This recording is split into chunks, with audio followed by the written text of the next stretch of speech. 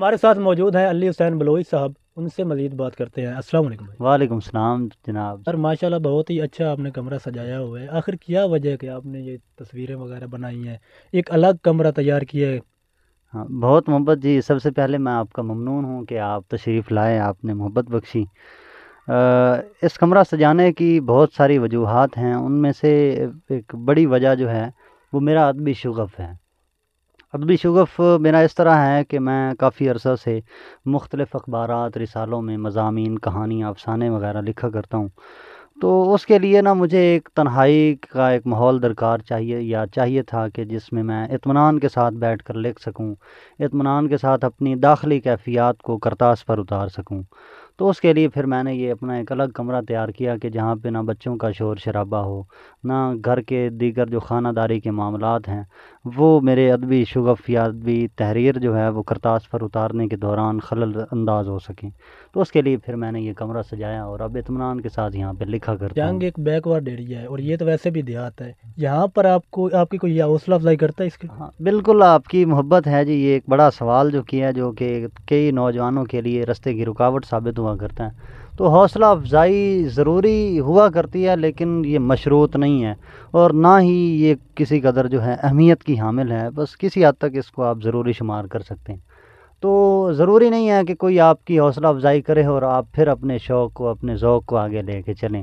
تو بہت سارے دوست ہیں جو اس چیز کو سراہتے ہیں، جو تعریف کیا کرتے ہیں، اور بہت سارے لوگ ہیں جو تنقیدی کلمات بھی ادا کرتے ہیں۔ تو والدین اور رشتہ داروں کا کیا رہی؟ ہاں، والدین کی طرف سے مجھے اس کام میں کافی حد تک جو ہے وہ تعاون حاصل ہے، اور میرے والد صاحب جو ہیں انہوں نے بہت حد تک مجھے محبت بخشی، تو ان کے تعاون کی وجہ سے پھر میں اس طرف آیا اور اب الحمدللہ لکھ رہا ہوں۔ باقی رشتہ داروں کی نہ مجھے جو ہے وہ ان کی حوصلہ افزائی کی اس قدر ضرورت ہے اور نہ ہی میں اس کا محتاج ہوں۔ کہا جاتا ہے کہ ادب سے وابستگی کے لیے، ادب سے دوستی کے لیے اور خاص طور پر شاعری سے لگاؤ کے لیے عشق، محبت یا پیار ضروری ہوتا ہے، تو کیا آپ کے ساتھ بھی کوئی ایسا معاملہ ہوگا؟ بہت محبت جی، یہ سوال آپ نے جوڑ دیا ہے ادب کے ساتھ عشق کو۔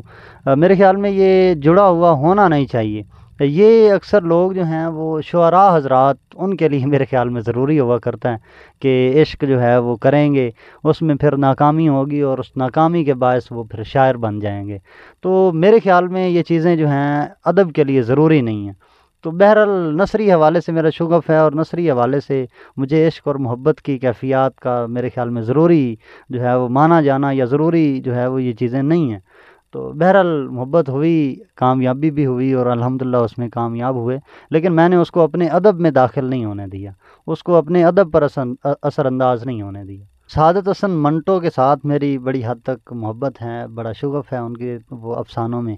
تو اس کی ایک خاص وجہ یہ ہے کہ وہ حقیقی طور پر معاشرے کو آئینہ دکھایا کرتے ہیں۔ وہ حقیقت میں معاشرے کا جو ہے وہ عکس وہ معاشرے کے لوگوں کے سامنے رکھتے ہیں اور ان کی وہ غلط جو چیزیں ہیں ان کی وہ نشاندہی کرتے ہیں، تاکہ ان کی اس تحریر کے ذریعے معاشرے کے لوگ جو ہیں ان سے وہ آشنا ہوں اور ان کے اندر اصلاح پیدا ہو۔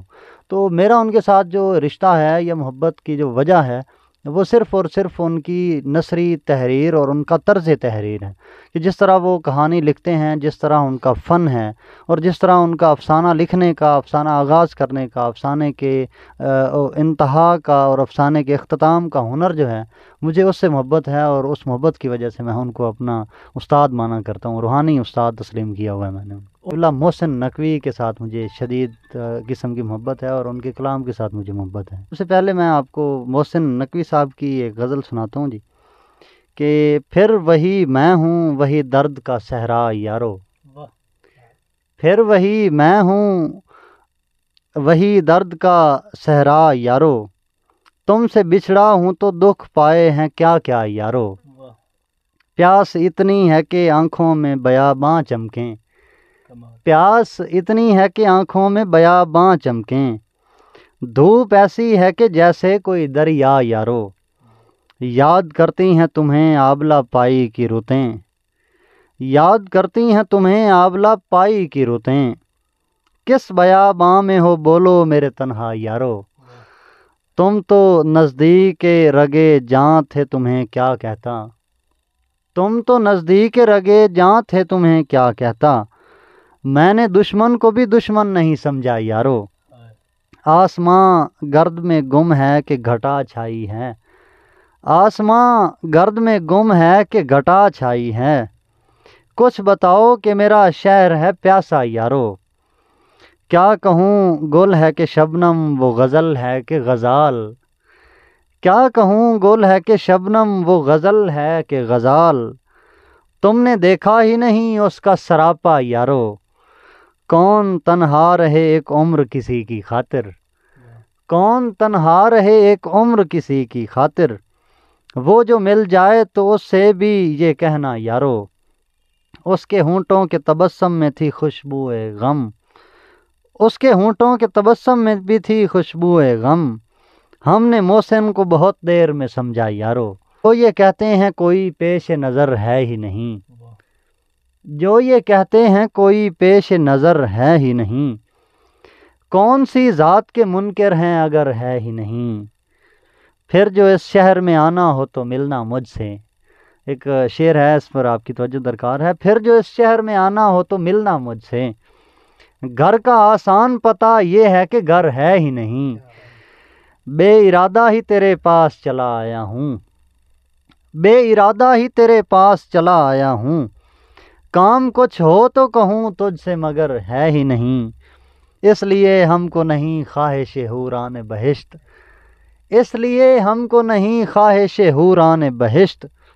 ایک چہرہ جو ادھر ہے وہ ادھر ہے ہی نہیں، لفظ سے لفظ مجھے جوڑنا پڑتا ہے میاں، لفظ سے لفظ مجھے جوڑنا پڑتا ہے میاں، میری قسمت میں کوئی مصرع تر ہے ہی نہیں، چھپ کے کرتا ہے کوئی میری ورک گردانی، چھپ کے کرتا ہے کوئی میری ورک گردانی، میں نے رکھا تھا جہاں مور کا پر ہے ہی نہیں۔ کمال بات۔